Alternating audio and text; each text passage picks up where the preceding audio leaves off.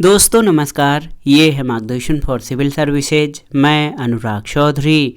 दोस्तों, भारतीय इतिहास के महत्वपूर्ण प्रश्नों के अभ्यास सेट में इस वीडियो में हम सॉल्व करेंगे आधुनिक भारत के इतिहास के अंतर्गत ब्रिटिश शासन का भारतीय अर्थव्यवस्था पर प्रभाव से संबंधित महत्वपूर्ण प्रश्नों का प्रैक्टिस सेट, जो आपके आगामी विभिन्न परीक्षाओं के सामान्य ज्ञान और सामान्य अध्ययन खंड के लिए बहुत ही उपयोगी है। दोस्तों, प्रश्नों को सॉल्व करते समय हम उनकी व्याख्या भी करते चलेंगे ताकि आप प्रश्नों को आसानी से समझ सकें और परीक्षाओं की दृष्टि से कुछ अन्य महत्वपूर्ण तथ्यों को तैयार कर सकें। दोस्तों, ये वीडियो विशेष रूप से यूपीपीसीएस प्रारंभिक परीक्षा, आरओ यानी समीक्षा अधिकारी, सहायक समीक्षा अधिकारी, लोअर पीसीएस, उत्तर प्रदेश अधीनस्थ सेवा चयन आयोग द्वारा आयोजित परीक्षाओं के साथ अन्य राज्य लोक सेवा आयोगों जैसे बिहार, राजस्थान, एमपी और छत्तीसगढ़ पीसीएस द्वारा आयोजित परीक्षाओं के भारतीय इतिहास खंड के लिए बहुत ही उपयोगी है। तो आइए शुरू करते हैं आधुनिक भारत के इतिहास के अंतर्गत ब्रिटिश शासन का भारतीय अर्थव्यवस्था पर प्रभाव से संबंधित महत्वपूर्ण प्रश्नों का प्रैक्टिस सेट। पहला प्रश्न है कि सर टॉमस मुनरो भू राजस्व बंदोबस्त से संबद्ध हैं।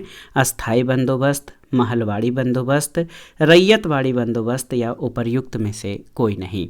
तो सही उत्तर क्या हो जाएगा? सही उत्तर रैयतवाड़ी बंदोबस्त, ऑप्शन सी। दोस्तों, सर टॉमस मुनरो रैयतवाड़ी बंदोबस्त से संबंधित थे। अगला प्रश्न है किसके शासनकाल में अस्थाई बंदोबस्त प्रारंभ किया गया था? आपको बताना है। बहुत ही महत्वपूर्ण प्रश्न है। ऑप्शन आपके सामने हैं, Warren Hastings, Lord Cornwallis, sir John Lawrence या लॉर्ड वेलेस्ली। तो उत्तर है लॉर्ड कॉर्नवालिस। दोस्तों, वर्ष याद रखिएगा 1793, 1793। दोस्तों, 1793 में लॉर्ड कॉर्नवालिस ने अस्थाई बंदोबस्त या इसको इस्तमरारी बंदोबस्त भी कहा जाता है, इस व्यवस्था को प्रारंभ किया था। तो याद रखिएगा, अस्थाई बंदोबस्त व्यवस्था 1793 में लॉर्ड कॉर्नवालिस के शासनकाल में प्रारंभ हुआ था। अगला प्रश्न है अंग्रेजों ने रैयतवाड़ी बंदोबस्त कहाँ लागू किया था? Bengal presidency, Madras presidency, Bombay presidency या मद्रास और बम्बई प्रेसिडेंसी। तो सही उत्तर मद्रास और बम्बई प्रेसिडेंसी, ऑप्शन डी। दोस्तों, याद रखिएगा कि अंग्रेजों ने रैयतवाड़ी बंदोबस्त जो है मद्रास प्रेसिडेंसी और बम्बई प्रेसिडेंसी के कुछ भागों में लागू किया। इसके अंतर्गत या ये जो व्यवस्था थी पूर्वी बंगाल, असम और कुर्ग यानी कोडागू कर्नाटक में भी लागू की गई थी। तो मुख्य रूप से आप जान लीजिए दोस्तों, मद्रास और बम्बई प्रेसिडेंसी में अंग्रेजों ने जो है ये रैयतवाड़ी बंदोबस्त व्यवस्था लागू किया था और साथ ही इसके अतिरिक्त ये व्यवस्था पूर्वी बंगाल, असम और कर्नाटक के कुर्ग में लागू की गई थी। अगला प्रश्न है, महत्वपूर्ण प्रश्न है कि असम में चाय कंपनी, दोस्तों याद रखिएगा, असम में सबसे पहले चाय कंपनी की स्थापना कब हुई थी? वर्ष हैं आपके सामने 1835 में, 1837 में, 1839 या 1841 में। तो सही उत्तर 1839। दोस्तों, याद रखिएगा कि असम में सबसे पहले चाय कंपनी की स्थापना 1839 में हुई और ये कंपनी 5 लाख रुपए की पूंजी के साथ इंग्लैंड में स्थापित की गई थी और नजीरा, असम में इस कंपनी का मुख्यालय बनाया गया था। तो याद रखिएगा 1839 में सबसे पहले असम में चाय कंपनी की स्थापना की गई थी। अगला प्रश्न है अंग्रेजों के शासनकाल में भारत के आर्थिक दोहन के सिद्धांत को सबसे पहले किसने प्रतिपादित किया था? आपको बताना है। ये प्रश्न परीक्षाओं की दृष्टि से बहुत ही महत्वपूर्ण है आपके लिए। तो आप सभी जानते हैं, ऑप्शन बताने की आवश्यकता नहीं है। आर्थिक दोहन का सिद्धांत सबसे पहले दादा भाई नौरोजी के द्वारा प्रतिपादित किया गया था, ऑप्शन डी आपका सही उत्तर है। तो याद रखिएगा, अंग्रेजों के शासनकाल में भारत में ड्रेन थियरी जो है या आर्थिक दोहन का सिद्धांत या निकास का सिद्धांत, इसको दादा भाई नौरोजी ने प्रतिपादित किया था। अगला प्रश्न है, एक आसान सा प्रश्न है, poverty and un British rule in India नामक पुस्तक किसके द्वारा लिखी गई थी? तो ये भी ये महत्वपूर्ण प्रश्न है, बार बार परीक्षाओं में पूछा गया है। दादा भाई नौरोजी इसके लेखक हैं। दोस्तों, दादा भाई नौरोजी ने अपनी पुस्तक poverty and un British rule in India में स्पष्ट रूप से ब्रिटिश शासन के दौरान भारत की आर्थिक दुर्व्यवस्था पर प्रकाश डाला और धन के बहिर्गमन या धन के निकास सिद्धांत का सबसे पहले प्रतिपादन किया कि भारत का धन जो है वो हर माध्यम से या किसी न किसी माध्यम से ब्रिटिशों को प्राप्त हो जा रहा है और भारत जो है दिनों दिन गरीब होता जा रहा है। अगला प्रश्न है, यह विचार किसने व्यक्त किया कि भारत में ब्रिटिश आर्थिक नीति घिनौनी है? ऑप्शन है बाल गंगाधर तिलक, दादा भाई नौरोजी, कार्ल मार्क्स या एडम स्मिथ। तो उत्तर है कार्ल मार्क्स ने, ऑप्शन सी।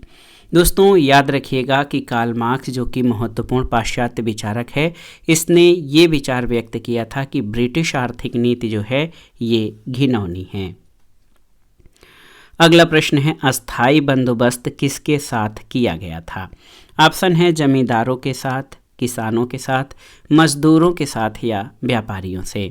तो उत्तर आपका हो जाएगा जमींदारों से, ऑप्शन ए। दोस्तों, अस्थाई बंदोबस्त जो है वो जमींदारों के साथ किया गया था। अगला प्रश्न है, दक्षिण भारत में सिंचाई व्यवस्था। ये महत्वपूर्ण प्रश्न है आपके लिए कि दक्षिण भारत में सिंचाई व्यवस्था का अग्रदूत किसे माना जाता है? Sir Arthur Cotton, Colonel Baird Smith, Lieutenant Blane या कर्नल रॉबर्ट स्मिथ। तो ये प्रश्न नया है, उत्तराखंड पीसीएस में पूछा गया है, लेकिन महत्वपूर्ण प्रश्न है।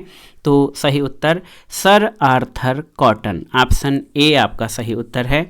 Sir Arthur Cotton British general और सिंचाई अभियंता थे। उन्होंने दक्षिण भारतीय राज्यों की सिंचाई व्यवस्था के लिए उल्लेखनीय कार्य किया था, इसलिए आर्थर कॉटन को दक्षिण भारत में सिंचाई व्यवस्था का अग्रदूत माना जाता है। तो याद रखिएगा, आर्थर कॉटन को दक्षिण भारत में सिंचाई व्यवस्था का अग्रदूत माना जाता है। अगले प्रश्न पर आते हैं दोस्तों, आर्थिक तौर पर 19वीं शताब्दी में भारत पर अंग्रेजी शासन का एक परिणाम क्या था? ऑप्शन है, देखिए महत्वपूर्ण प्रश्न है ये आपके लिए कि आर्थिक तौर पर जो है ये 19वीं शताब्दी में भारत पर अंग्रेजी शासन का एक परिणाम क्या था? ऑप्शन है भारतीय हस्तशिल्पों के निर्यात में वृद्धि, भारतीयों के स्वामित्व वाले कारखानों की संख्या में वृद्धि, भारतीय कृषि का वाणिज्यीकरण या नगरीय जनसंख्या में तीव्र वृद्धि। तो सही उत्तर आपका हो जाएगा भारतीय कृषि का वाणिज्यीकरण। तो ये महत्वपूर्ण प्रभाव था 19वीं शताब्दी में भारत पर अंग्रेजी शासन का। दोस्तों, आर्थिक रूप से 19वीं शताब्दी में भारत पर अंग्रेजी शासन का एक परिणाम भारतीय कृषि का वाणिज्यीकरण था। अगला प्रश्न है बेल्बी आयोग। देखिए, ये बहुत ही महत्वपूर्ण प्रश्न है। बेल्बी आयोग के सदस्य के रूप में कौन इंग्लैंड गया था? गोपाल कृष्ण गोखले, बाल गंगाधर तिलक, महात्मा गांधी या स्वामी विवेकानंद। तो उत्तर है गोपाल कृष्ण गोखले, ऑप्शन ए। याद रखिएगा, 24 मई 1895 को बेल्बी आयोग का गठन किया गया था। इस आयोग का प्रमुख कार्य भारत सरकार या भारत परिषद के राज्य सचिव के अधिकार क्षेत्र में आने वाले सैन्य और नागरिक व्यय के प्रशासन और प्रबंधन की जांच करना है। इस आयोग के एक सदस्य के रूप में गोपाल कृष्ण गोखले इंग्लैंड गए थे। अगला प्रश्न है, शब्द इंपीरियल प्रेफरेंसेज का प्रयोग किया जाता था किसके लिए? आपको बताना है। इंपीरियल प्रेफरेंसेज, तो सही उत्तर हो जाएगा भारत में ब्रिटिश आयातों पर दी गई विशेष रियायतों के लिए इंपीरियल प्रेफरेंस शब्द का प्रयोग किया जाता था। ब्रिटिश काल में इंपीरियल प्रेफरेंस शब्दावली का प्रयोग भारत में ब्रिटिश आयातों पर दी गई विशेष रियायत या छूट के लिए दिया जाता था या किया जाता था। अगला प्रश्न है, ब्रिटिश शासन के दौरान भारत में उद्योगों का कोई स्वतंत्र विकास नहीं हुआ था। इसका कारण क्या था? भारी उद्योगों का अभाव, विदेशी पूंजी की कमी, प्राकृतिक संसाधनों की कमी या धनिक वर्ग द्वारा भू संपत्ति में निवेश करने को तरजीह दिया जाना। तो सही उत्तर क्या हो जाएगा? Option D. दोस्तों, ब्रिटिश शासन के दौरान भारत में उद्योगों का कोई स्वतंत्र विकास नहीं हुआ। इसका कारण धनिक वर्ग द्वारा भू संपत्ति में निवेश को प्राथमिकता दिया जाना था और ब्रिटिश शासन के दौरान जो धनिक वर्ग था वो भू संपत्ति में निवेश करने को वरीयता देता था और उद्योगों में नहीं। इसी कारण उद्योगों का स्वतंत्र विकास नहीं हुआ था। अगला प्रश्न है, रिक्त स्थान की पूर्ति कीजिए। किस सन में या किस वर्ष में बंगाल और बिहार में भूमि पर किराएदारों के अधिकारों को बंगाल किराएदारी अधिनियम द्वारा दिया गया था? ऑप्शन है 1885, 1886, 1889 या सन 1900। तो सही उत्तर हो जाएगा 1885। ये बहुत ही महत्वपूर्ण प्रश्न है। आप देख सकते हैं कि तत्कालीन बंगाल सरकार ने बंगाल और बिहार में बंगाल किराएदारी अधिनियम 1885 लागू किया, जिसमें भू मालिक या जमींदारों और किराएदारों के अधिकारों को परिभाषित किया गया है। तो याद रखिएगा, जो है बंगाल किराएदारी अधिनियम 1885 जो है बंगाल और बिहार में भूमि पर किराएदारों के अधिकारों को परिभाषित करने के लिए अधिनियमित किया गया था वर्ष 1885 में। अगला प्रश्न है, निम्नलिखित में से कौन ब्रिटिश शासन के दौरान भारत में रैयतवाड़ी बंदोबस्त के प्रारंभ किए जाने से संबद्ध था? आपको बताना है। ऑप्शन है लॉर्ड कॉर्नवालिस, अलेक्जेंडर रीड और टॉमस मुनरो। इसमें से आपको बताना है कि कौन से लोग ब्रिटिश शासन के दौरान भारत में रैयतवाड़ी बंदोबस्त के प्रारंभ किए जाने से संबंधित थे। तो सही उत्तर है अलेक्जेंडर रीड और टॉमस मुनरो। इसमें कॉर्नवालिस शामिल नहीं हैं।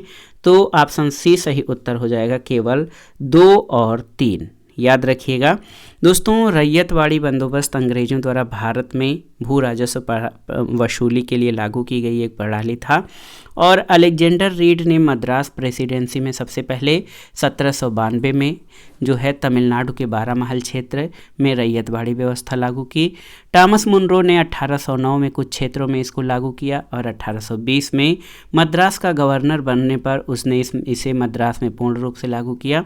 मुनरो के शिष्य एल्फिंस्टन ने इसे बॉम्बे प्रेसिडेंसी में लागू किया और संपूर्ण भारत के लगभग 51% क्षेत्र यानी मद्रास, बम्बई के कुछ हिस्से, पूर्वी बंगाल, असम आदि में ये व्यवस्था लागू थी। और इस व्यवस्था यानी रैयतवाड़ी व्यवस्था के अंतर्गत रैयतों को भूमि का मालिकाना हक दिया, जिसके द्वारा ये प्रत्यक्ष रूप से सीधे या व्यक्तिगत रूप से भू राजस्व अदा करने के लिए उत्तरदायी थे। 1836 के बाद विनगेट और गोल्ड स्मिथ के द्वारा इस व्यवस्था में सुधार किए गए थे। अगला प्रश्न है, रैयतवाड़ी बंदोबस्त के संदर्भ में निम्नलिखित कथनों पर विचार कीजिए। यहाँ पर 3 कथन आपके दिए गए हैं और इसके आधार पर बताना है कि कौन से कथन सही हैं। रैयतवाड़ी बंदोबस्त, तो रैयतवाड़ी बंदोबस्त में किसानों द्वारा लगान सीधे सरकार को दिया जाता था, बिल्कुल सही है। सरकार रैयत यानी किसान को पट्टे देती थी, बिल्कुल सही है। और तीसरा है, कर लगाने के पूर्व भूमि का सर्वेक्षण और मूल्य निर्धारण किया जाता था, बिल्कुल सही है। तो तीनों ही कथन आपके सही हैं, 1, 2, 3। ऑप्शन सी इस प्रश्न का सही उत्तर हो जाएगा। दोस्तों याद रखिएगा कि दक्षिण भारत में उत्तर भारत की तरह बड़े बड़े भूखंडों और बड़े जमींदारों के अभाव में रैयतवाड़ी व्यवस्था लागू किया गया था। इस व्यवस्था का सूत्रपात कैप्टन रीड और टॉमस मुनरो ने किया था। रैयतवाड़ी व्यवस्था के तहत किसानों को अपनी ज़मीन का मालिकाना हक दिया जाता था, जो सीधे सरकार को कर देते थे। यानी रैयतवाड़ी व्यवस्था सरकार और जो है रैयत यानी किसान के मध्य सहमति या संबंधों पर आधारित था। कर का निर्धारण भूमि का सर्वेक्षण करने के बाद किया जाता था और भूमि सर्वेक्षण के बाद लगान के लिए किसान और सरकार के बीच एक समझौता होता था।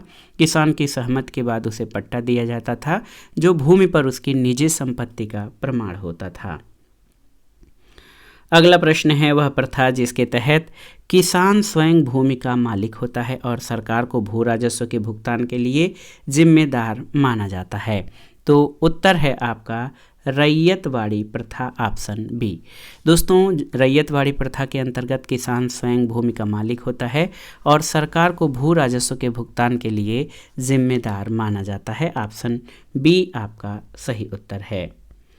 अगला प्रश्न है दोस्तों, पंजाब भूमि हस्तांतरण अधिनियम कब पारित किया गया था? ऑप्शन है 1850, 1895, 1900 या 1905 में। तो सही उत्तर क्या हो जाएगा? सही उत्तर सन 1900 में, याद रखिएगा, ऑप्शन सी सही उत्तर हो जाएगा। पंजाब भूमि हस्तांतरण अधिनियम वर्ष 1900 में पारित किया गया था, जिससे कृषकों की भूमि का गैर कृषकों के पास हस्तांतरित होना समाप्त हो गया। अगला प्रश्न है, सूची 1 का सूची 2 से सुमेलन कीजिए और दिए गए कूट से सही उत्तर का चयन करिए। जजमानी प्रथा ये उत्तर भारत में प्रचलित प्रणाली थी। 12 बलूट महाराष्ट्र में प्रचलित व्यवस्था थी। मीरासी, तो मीरासी जो है ये तमिलनाडु में, और अडाडे ये कर्नाटक में प्रचलित थी ये व्यवस्था। तो सही सुमेलन 1 3 4 2, 1 3 4 2, यहाँ पर आप देख सकते हैं 1 3 4 2, ऑप्शन डी इस प्रश्न का सही उत्तर हो जाएगा। तो जजमानी प्रथा उत्तर भारत में, 12 बलूट महाराष्ट्र में, मीरासी तमिलनाडु में, और अडाडे जो है ये कर्नाटक में ये प्रथा जो है प्रचलित थी।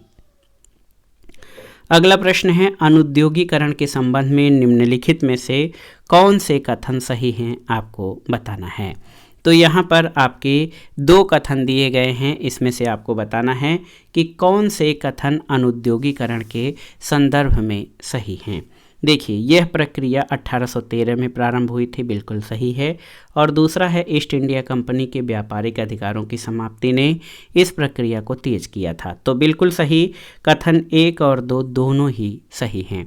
दोस्तों, भारत में अनौद्योगिकरण की प्रक्रिया 1813 के चार्टर एक्ट द्वारा शुरू हुई थी। इससे जो है क्या हुआ कि ईस्ट इंडिया कंपनी का भारतीय व्यापार का एक अधिकार समाप्त किया गया, और इससे ब्रिटेन की समस्त प्रजा को पूर्वी विश्व के साथ व्यापार की अनुमति प्राप्त हो गई, और ये औद्योगिक क्रांति को विस्तार देने के लिए किया गया था। इससे भारत ब्रिटिश उत्पादों का बाजार बन गया था। अगला प्रश्न और इस वीडियो का आखिरी प्रश्न है दोस्तों, भारत के इतिहास के संदर्भ में निम्नलिखित युग्मों पर विचार कीजिए। औरंग जो है राजकोष का प्रभारी, बेनियान ईस्ट इंडिया कंपनी का भारतीय एजेंट, और मिरासीदार राज्य का नामित राजस्वदाता, इनमें से कौन से सही सुमेलित हैं आपको बताना है। तो सही उत्तर 2 और 3, ऑप्शन बी आपका सही उत्तर हो जाएगा। दोस्तों, आप जान लीजिए, औरंग जो है ये फारसी भाषा का शब्द है, इसका अर्थ गोदाम यानी गोडाउन होता है। औरंग जो है फारसी भाषा का शब्द है, इसका अर्थ गोदाम होता है, याद रखिएगा। यहाँ पर बिक्री से पहले माल का भंडारण किया जाता था। औरंग शब्द का प्रयोग कई बार कार्यशाला या वर्कशॉप के लिए भी किया जाता है। बेनियान या बनिया पारंपरिक वणिक समुदाय के व्यापारी थे जो ईस्ट इंडिया कंपनी के एजेंट के रूप में कंपनी और भारतीय कारीगरों के बीच मध्यस्थ का काम करते थे। और मिरासी अरबी शब्द है जिसका अर्थ उत्तराधिकार होता था। रैयतवाड़ी प्रथा में सरकार द्वारा मिरासीदारों को राज्य का इकलौता नामित राजस्वदाता माना गया। तो ऑप्शन बी सही उत्तर है, 2 और 3 आपके सही हैं।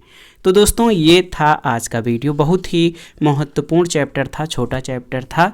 आधुनिक भारत के इतिहास के अंतर्गत ब्रिटिश शासन का भारतीय अर्थव्यवस्था पर प्रभाव, इससे संबंधित जो महत्वपूर्ण प्रश्न हो सकते थे इनको हमने इस प्रैक्टिस सेट में सॉल्व किया। ये प्रश्न आपके आगामी विभिन्न परीक्षाओं के सामान्य ज्ञान और सामान्य अध्ययन के साथ विभिन्न राज्यों द्वारा इतिहास विषय से आयोजित की जाने वाली शिक्षक भर्ती परीक्षाओं के लिए बहुत ही उपयोगी हैं। आप इन प्रश्नों को तैयार कर लीजिएगा। वीडियो आपको कैसा लगा हमें कमेंट बॉक्स में ज़रूर बताइएगा। वीडियो को लाइक करें, शेयर करें और इस चैनल को सब्सक्राइब करें। वीडियो देखने के लिए धन्यवाद दोस्तों, नमस्कार।